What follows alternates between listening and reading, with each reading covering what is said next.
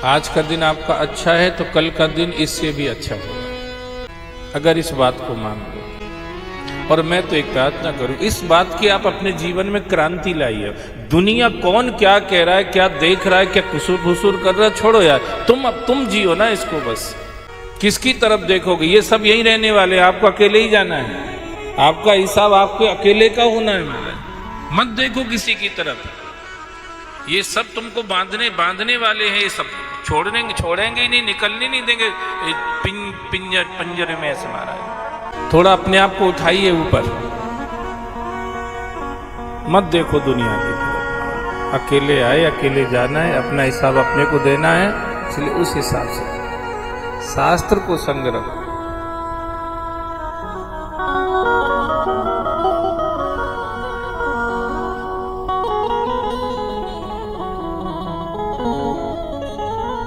सब सोच रहे होंगे बुरे फंसे, आज शुरू में ही फंस गए यार, ये काम तो होएगा ही नहीं अपने से। लास्ट में होता तो चलो आरती वारती हो जाती, झंझट खत्म। आज तो शुरू में गुत्थी उलझ गई, ये काम तो हम कर ही नहीं सकते। मंदिर जा सकते, तीर्थ जा सकते, व्रत कर सकते, दान कर सकते, धर्म कर्म सब कर सकते, बाकी महाराज ये मत कहो कि किसी का दिल मत दुखाओ, नहीं तो जीने का मतलब ही क्या है? नहीं तो कैसे पता चलेगा लोगों को कि ये भी कोई है?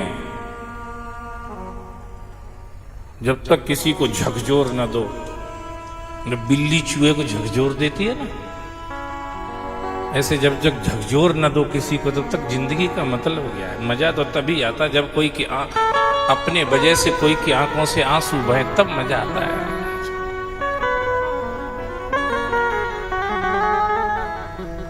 मत बनो खूंखार, ओमकार बोलो। खूंखार बन के कुछ नहीं मिलना है, ओमकार बोलोगे तो सब फायदे होंगे।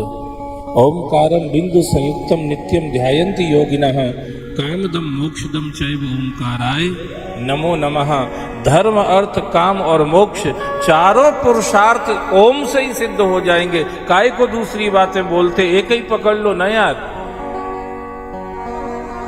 मैं दीक्षा देता हूं तो कहता हूं भैया 11 माला करना है आपको, सुबह नहीं 11 माला शाम को। और इसका मतलब 11 ही नहीं है, आप ज्यादा कर सकते तो ज्यादा करो यार। ये तो एक नियम कि भाई थोड़ा तो होना चाहिए ना, कहीं से शुरुआत तो होना चाहिए। पर उसका मतलब ये नहीं है आपका घंटों मन लगता है, घंटों बैठिए, इससे अच्छा बैठने का कुछ और हो ही नहीं सकता है। घंटों आंख बंद करके बैठे रहो, बिना टिके ना बैठ पाओ, दीवार से टिक के बैठे रहो, कोई दिक्कत नहीं है। दीवार में टिकने में भी कोई दोष नहीं, उसमें टिके रहो तो बोलो शंकर भगवान की, उसमें टिके रहो बस, फिर कोई दिक्कत नहीं। दीवार में टिके रहो, पलंग पे बैठे रहो, आसन पे बैठे रहो, घर में रहो, गाड़ी में रहो, जंगल में रहो, कहीं भी रहो, उसमें टिके रहो बस, कुछ कोई दिक्कत नहीं।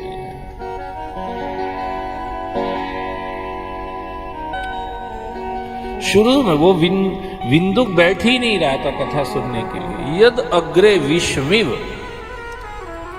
क्योंकि भगवान स्वयं ये स्वीकार कर रहे हैं कि ये रास्ता ऐसा है, शुरू में थोड़ा सा टेस्टी नहीं लगता है, स्वादहीन जैसा लगता है शुरू में, पर धीरे धीरे जब आप उसको करते रहते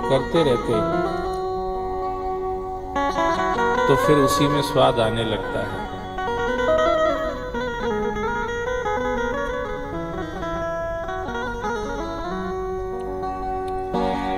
उसी में जैसे किसी को बुखार आ जाता ना, पहले फिर बुखार जब तक रहता है करते कोई भी कुछ चीज मुंह में दे उसको कड़वी लगती लगती कि नहीं लगती, और फिर बुखार उतर जाता तो वही चीज में स्वाद आने लगता है।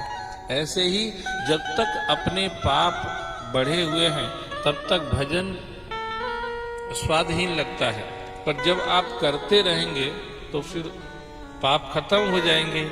या स्मरेत पुंडरीकाक्ष संबाह्य अभ्यंतर सूचि, एक एक अक्षरम पुंसाम महापातक नाशनम। जब आप भजन करते रहेंगे तो बड़े बड़े पाप भी धीरे धीरे खत्म होते रहेंगे। फिर ऐसी स्थिति बन जाएगी कि आप भोजन के बिना तो रह पाओगे, पर भजन के बिना अगर कभी ऐसे पड़ाव तक भी पहुंच जाओ ना इस जीवन में, तो आप समझ लेना कि आपने अच्छी प्रोग्रेस की है महाराज। जब आप भजन के बिना न रह पाओ, भोजन एक बार न मिले तो चल भी जाएगा, आप धैर्य रख लोगे, चलो ठीक है सुबह नहीं मिला दोपहर को मिल जाएगा, दोपहर को तो नहीं तो शाम को मिल, इतना धैर्य आ जाएगा आपके अंदर। आप भोजन के लिए जद्दोजहद नहीं करोगे, लड़ाई झगड़े नहीं करोगे, मारामारी नहीं करोगे, टकराओगे नहीं भोजन के लिए, एक दूसरे में धक्का मुक्की नहीं करोगे भोजन के लिए। अगर भजन का स्वाद लग गया तो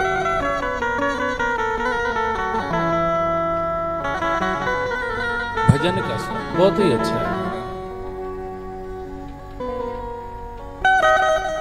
तो उसको बांध के बिठाया और श्री शिव महापुराण की कथा सुनाने लगे।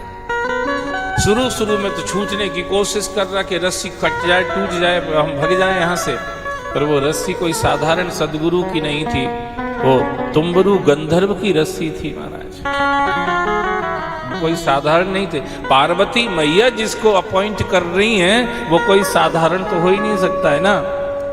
पार्वती मैया का विश्वास देखिए, उन्होंने तुम्बरु गंधर्व को भेजा कथा सुनाने के लिए, जाओ बिंदुक को कथा सुनाओ, निष्पाप करो और शिव के पास लेके आओ। बिठा लिया, तुम्बरु शिव महापुराण सुनाने लगे। बिंदुक शुरू में थोड़ा कसमसा आया, बाद में शांत हो गया, बैठा बैठा सुनने लगा। धीरे धीरे अंदर से ही उसको रस पैदा होने लगा, और रस पैदा होने से जो विषय से सेवित जो पाप थे वो खत्म हो गए, और उसका स्वरूप जो था वो प्रेत से बदल करके शिव रूप हो गया हमारा। कई लोग कहते तो मिल जाएंगे आपको शिवोहम, पर होते कितने हैं वो देखना पड़ता है महाराज। कई लोग कहते शिवोहम, तो भोजन करने बैठते तो कहते सुनो दाल में नमक कम, शिवोहम। तो यार काय को चिल्ला चोट कर रहे, पहले नमक की व्यवस्था कर लो, शिवोहम बाद में बोल लेना, जब नमक की जरूरत ना रहे तब शिवोहम बोलना। बोलो शंकर भगवान की। लोग बड़ी जल्दी में रहते, अरे काय को जल्दी कर रहे बोलने की, कोई बोलने से ही शिवोहम हो जाएगा क्या? अरे वो तो फीलिंग की बात है, अनुभव की बात है, अंदर की बात है यार, उसको तुम बाहर कर रहे हो। शिवोहम चिल्लाते रहते हैं, लड़ते रहते हैं, एक दूसरे को नीचा दिखाते रहते हैं और शिवोहम करते रहते हैं। अगर तुम्हें ये पता चल गया है, शिवोहम सच में पता चल गया है, तो फिर ऐसा कौन है जो शिवोहम नहीं है? बताइए आप, क्या आप अकेले शिवोहम है क्या? या तो फिर तुलसी की भाषा बोलो, सिये रामो मैं सब जग जानी, सिये राम सब जग जानी, करहु प्रणाम जोर जुग पानी, करहु प्रणाम जोर जुग पानी, सिये राम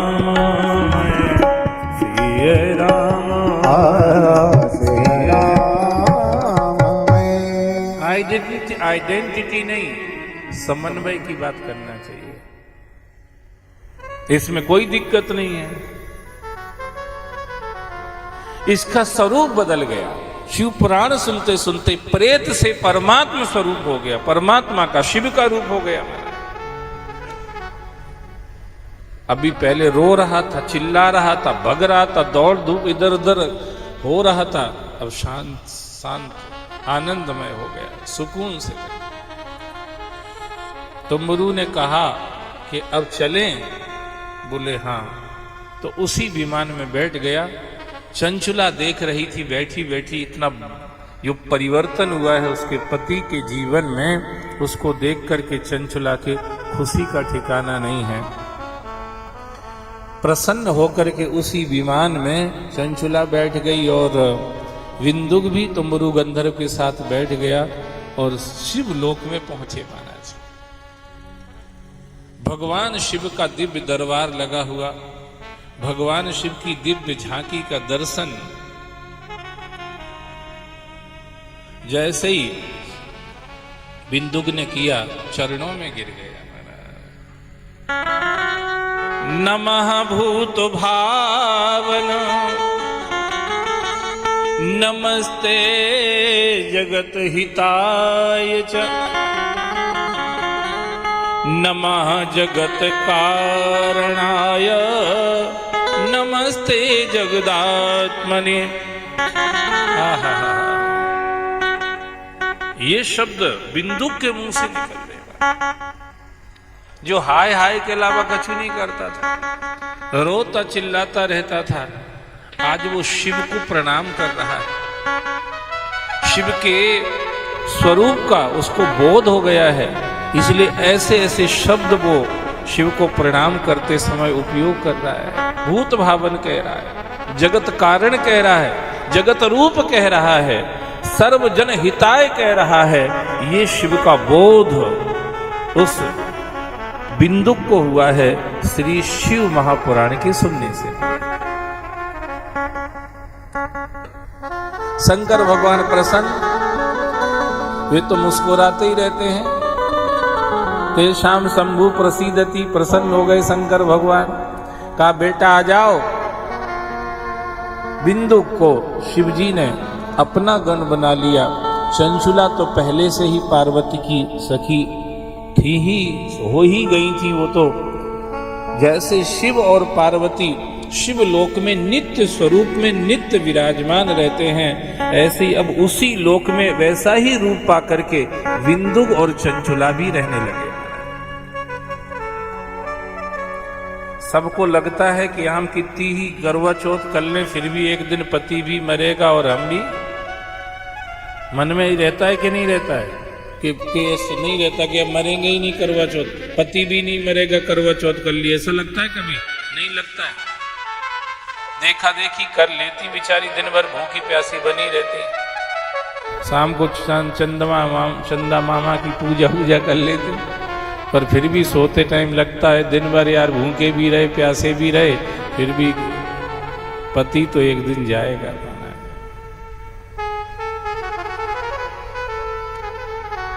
अगर तुम चाहते हो कि तुम्हारा पति तुम्हें हमेशा के लिए मिल जाए, अगर तुम प्रेम करते हो तो, नहीं करते तो कोई बात नहीं, हम तो प्रेम की बात कर रहे हैं। अगर तुम चाहते हो कि तुम्हारा पति तुम्हें हमेशा के लिए मिल जाए, या पत्नी से प्रेम करते तो तुम्हारी पत्नी तुम्हें हमेशा के लिए मिल जाए, पुत्रों से प्रेम करते हो तो तुम्हारे पुत्र तुम्हें हमेशा के लिए मिल जाए, मित्रों से प्रेम करते तो नहीं होगे, पर मैं तो कह रहा हूं, ठीक है, करते कितना होगे वो तुम्हारे घर वाले जानते होंगे। तो अगर मित्रों से प्रेम हो जाए तो फिर तुम चाहो कि हमारी ये मित्र हमेशा के लिए हमें मिल जाएं, तो आप भगवान का भजन करोगे तो तुम पति हो तो पत्नी पुत्रों को लेके, पत्नी हो तो पति पुत्रों को लेके, यार मित्र दोस्त जो भी भाई बहन तुम्हारे हैं सबको लेके तुम भगवान के धाम में चले जाओगे, और भगवान के धाम में पहुंच गए तो फिर सदा के लिए साथ में बने रहोगे। क्योंकि वहां ऐसी व्यवस्था है कि वहां पत्नी बूढ़ी ही नहीं होगी, महाराज मरेगी कहां से? पति बूढ़ा होना नहीं है, बेटा बेटी बूढ़े होना नहीं है, वे जैसे जाएंगे वैसे ही बने रहेंगे महाराज। नित्य नव यौवना, वहां सभी यौवन स्वरूप में रहते हैं। वहां अवस्था किशोर अवस्था, यौवन अवस्था की मध्य की अवस्था रहती है, जिसमें सब लोग ऐसे ही, सब जीव वहां ऐसे ही रहते हैं।